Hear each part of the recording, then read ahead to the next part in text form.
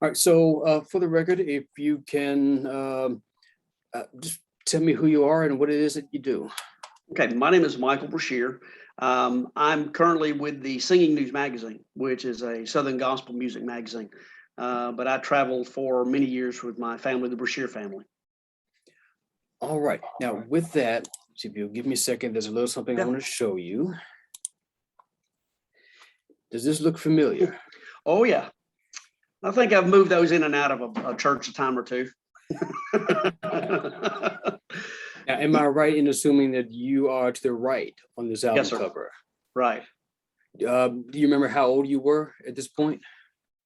Looking at that picture, I said that was done in San Francisco. I remember that. Probably 15 or 16. Okay, which would be about what year was this album?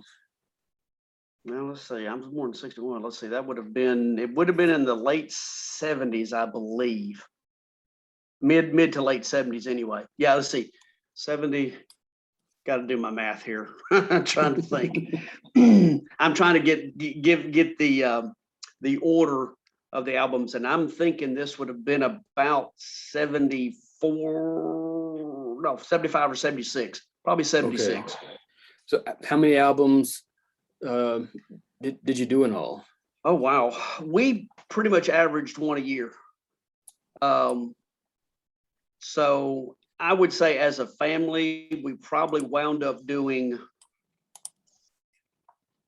I stayed with the group 13, almost 14 years. So we probably, there might've been a year that we might've done two, just as we had an extra one, but probably 14 or 15 albums that we did while I was traveling. All right. So you are to the right, going from left to right. Who are we seeing here on this album cover? That would be my sister, Lisa. She's 2 years younger than I am. And then our baby sister, that's Angela. There's 9 years between she and I, and then my mom and my dad.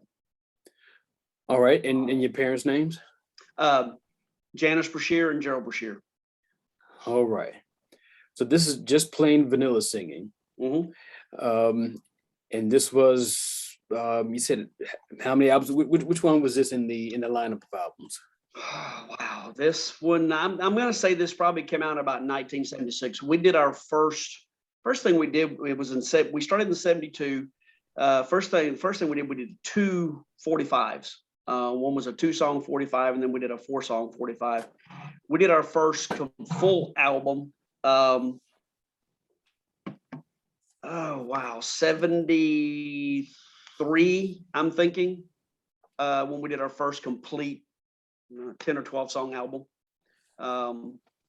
So this I'm gonna say this is about 76 is when this one came out. All right. Now I'm noticing on the back it says Russellville, Arkansas. Is that where you're from? Yes, sir. Yeah. Born and raised? I was born in Little Rock. All 5 of us were born in Arkansas. Dad is from Russellville. Mom was from Valonia and then moved to North Little Rock. And then myself and my 2 sisters, we were both born either in Little Rock or North Little Rock. And then when we first started, we were living in Russellville at the time when we first started singing together. All right. So I'm not a trained vocalist, but as far as, was it 5-part harmony? 3-part. 3-part. Yeah. At that time, when this album came out, it was my dad, myself, and the older of the 2 girls did just about everything. And then the youngest one would come on the stage and she'd do 1 or 2 solos a night. I played the bass guitar. My mother played the piano. And then as we got later in years, as Angela, the younger one, grew up, it just really kind of happened by happenstance because Dad had to be down for a medical reason for a couple of weeks, and we're like, okay, what do we do? So the younger one, we started working with her and teaching her the harmony parts and things like that, and she stepped in. And a buddy of ours, who later on was one of our producers, he said, why don't you go ahead and put her on the stage with you at the same time, instead of just bringing her out for one or two songs. And so we started working on that and getting her, and which allowed us to do some 4-part harmony and throw in some different stuff, and, you know, just really kind of change it up. It really added to what we were doing on the stage, especially at places where we'd gone to for years, and we'd come back in a little bit of different stuff. It really worked good. Okay. I'm assuming that most of your performances were at different churches you were traveling at. Yes. Yeah. Mostly churches. Some we did some fairs. We had the opportunity to do the World's Fair in New Orleans in 1980, and did some things of that nature. Had the opportunity to travel most of the United States, and Canada and Mexico and Jamaica. Okay. Where did most of the music come from? Mom wrote a lot. Every album we would do at least one of hers. I think the most we ever did of Mom's compositions are probably 5 on one album.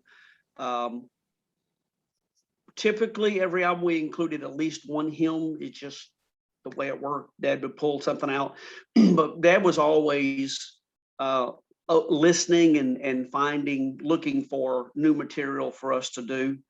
So by the time we got ready to record, we had already had our stuff picked out by that time, because he was always listening for new stuff. Did you write it all? Did I? No. We had friends and different ones that wrote stuff through the years, or we'd pull something off of somebody's album that we heard, you know, that wasn't a major release that we liked, and grab that and do it. All right. So you played bass. When did you pick up bass? When I was 15. Oh, so you learned just as you were getting started with your recording. Yeah, pretty much. I was 10 when we started. And so when I reached my teenage years, and Dad said, "I want you to learn to play the bass guitar, because we need to add that on," because it was just vocals and piano when we first started out. And so I started working on it. I sat and listened to album after album after album, and listening to the bass player. I would literally, back in the old days, you remember the old album record players had the 16 speed. Yes. I would drop it down to the 16 speed and start working those riffs, trying to get that kind of stuff in.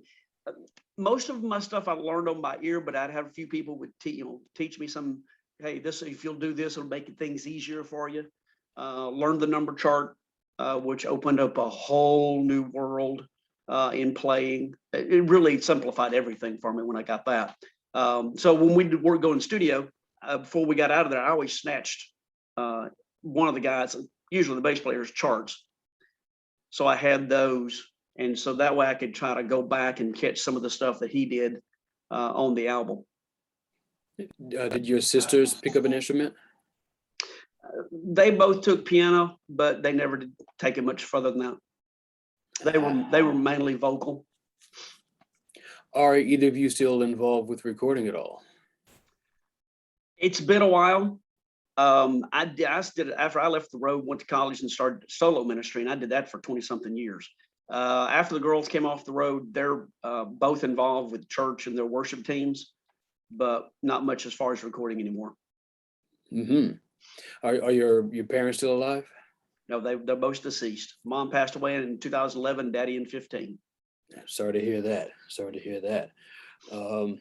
But I was picking this up, and not knowing anything about the family, this is a pretty good introduction to what you guys did. Oh, where did the title "Just Plain Vanilla Singing" come from? Daddy was always looking for something different. He spent a lot of years working with quartets through the years. So Daddy was always looking for something that would be unique in whatever he was looking for. And I don't even remember now how it came about. Somebody made some kind of comment about our style, and Dad said something about, we're just plain vanilla singing. And a friend of ours, and I think the poem is on the back of that album, she wrote a poem based on, she heard him say that. She was there when he said it. She wrote the poem and then she gave it to him. And so he took that as the way and used it for that album. Okay. What was his history with performing in the ministry? Daddy's background, of course, his father was a preacher. But on his mother's side, if you've ever heard of Stamps Baxter Music, the Stamps, that is Dad's family. Frank and Vio Stamps were big in the formation of quartet music back in the day. And so it just kind of followed through, and Dad went to singing schools and things of that nature. He loved to sing. And then as he got older, he started, getting involved in high school in quartet, local quartets, maybe at church or somewhere there in the town of Russellville. He'd find some guys and they all liked to sing. And he worked with quartets through the years until he had finished with had left. He was traveling with a group based out of Jonesboro, right there in Jonesboro. And he was home one Sunday morning, which was rare. And Lisa and I did a duet, and we were doing harmony parts, and we were like 9 and 7. And Dad said to Mom, he said, if they can do that at 9 and 7, then why am I running up and down the roads with all these people and away from home when I can do it with my family? So he come off the road. We started practicing, started learning. We did our first concert January the 9th of 1972, and started building and developing from there. What was it normally like in the studio? Once you walk into the studio, walk me through your process. First day was generally at least 2 days. They take a little longer nowadays than what they used to. But the first day was always the instrument tracking, laying all the instruments down, get everything down pretty much they were going to do. And then we would come back the next day and spend the whole day working on vocals. Nowadays in time, they'll generally take a little longer on vocals, just so the voices are fresher as they go through. They'll maybe run a 3-hour session or maybe 4 hours, and then they will come off of that and come back the next day and finish it up, that type of thing. But yeah, one day was instrumentation, next day was vocals. And then of course, they would, engineers and stuff would do the mix after that, after we'd already left. And you would do your recording in Arkansas or in Russellville? I think that one was done in Russellville. We left Russellville in 72, moved to Phoenix, Arizona. We did our first full album out there. And then there was a studio in Russellville. Matter of fact, it was just like 500 feet from my grandpa's house. And so we would stay there and walk down to the studio and do the stuff. So for several years, everything we did in Russellville. And then there was a second studio that opened up in Russellville, and we started using it until probably, I'll say late 70s. We did everything there until we started doing stuff in Nashville. Okay. And those were the later albums. Yes. All right, now I'm looking at the cover, Cross and Crown Records. Did you guys own that record label? Yeah, that's just, no, Cross and Crown. That was based out of Dallas, Texas. Gentleman by the name of Calvin Wills. Wills family was an old name in Southern gospel music, been around forever. And Dad and him were friends. And he had Cross and Crown Records, and we had become working together with the two groups out of a thing called Southern Gospel Music Association, which was based in Dallas. And they put us on the label after we got to know them, and was with them. So that's probably the first album we did. We probably did one or two more before we started doing stuff in Nashville. How many record labels were you on?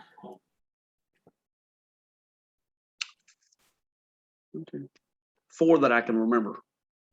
Do you remember the names of those other labels? Was it Cross and Crown, Morning Star, Wind Chime, There's one more and I can't think it was. My mind went blank. Oh, Stardust Productions. Okay. So once you were done with this line of albums, you said it was around the time you went to college.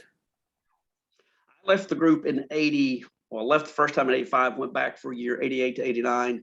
Then I left there to go to college. Went to Dallas, was there, graduated in 91. Mom and dad still continued with the girls. And then as they were getting married and went off to college, the dad brought in, made it a male trio instead of a mixed trio. And they kept on that path for probably another 3 or 4 years. And they were, when it's a family, we stayed consistent, was just the family. Once it was people from outside the family coming in, he was constantly changing personnel. And so dad said, I'm done doing this. We're just going to do solo. Just him and mom was the last thing they did. Probably the last 10 years of their career, 15 years of their career was solo. And they went solo around what year? Wow. 95, I'm thinking. 95 or 96. Okay. Angela left the group. My baby sister left the group I graduated in 91. So she left September of 91 to she came here to Middle Tennessee State to go to school. All right. And what do your sisters do now? The younger sister is she's 8th grade teacher in Murfreesboro, Tennessee. The older of the 2 girls, Lisa, is in Louisville, Kentucky. Her husband is the worship pastor for a church up there. And she's on the worship team. And then I think she works for an insurance company there in the area. All right. So you have a rich history back and forth. See, do you remember, because I don't have it where you can see, but of the, not necessarily on this album, but do you have a favorite track or two that was a part of your repertoire? That album there, excuse me, and I believe, is there a song on there called Greatest Love Letter? Let's see, Come On and Sing, Light at the End of the Darkness, He Was There All the Time, Pretty Me Up on the Inside, Lord, Love Letters. Love Letters. The last one on side one. That is probably our most requested song of our entire career. I'll see people on Facebook and they make mention, oh, that was the most favorite song y'all ever did. And we loved a lot of stuff that you did. But that one just came, and this is what's funny. So we were in Detroit area, sang in a church. We weren't going to be too far the next night. So Manny and his wife invited us to come over there. So we left the bus parked at their church and we rode with them back to their house. He was in a group. He was a songwriter, and songwriters pitch songs. And he handed Daddy a cassette, and we started listening to it. And then Dad started playing it for us. And there were a couple of songs I liked, but that one, I didn't care for. It's 3/4 time. It just kind of just didn't catch me. And of course, Dad made the final decision on what we were going to do. He said, well, we're going to record it. Whatever. Well, was I badly mistaken?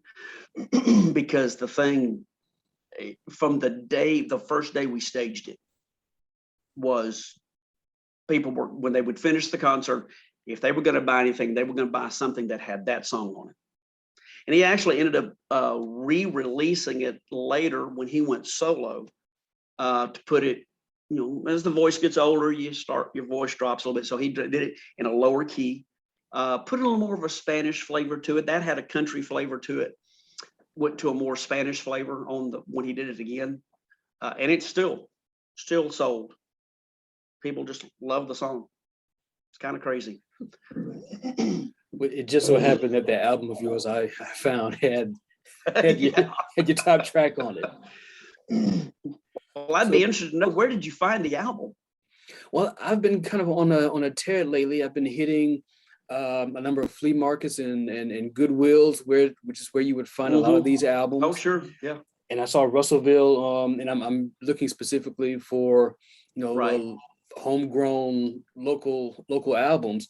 And I don't remember if I found this one in a flea market or at a Goodwill, either in Jonesboro or Paragould, but it was Yeah. in one of those locations.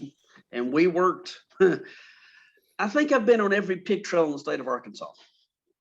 so, it's like, do you know where highways? Well, okay, give me a landmark. Yes, I've been there.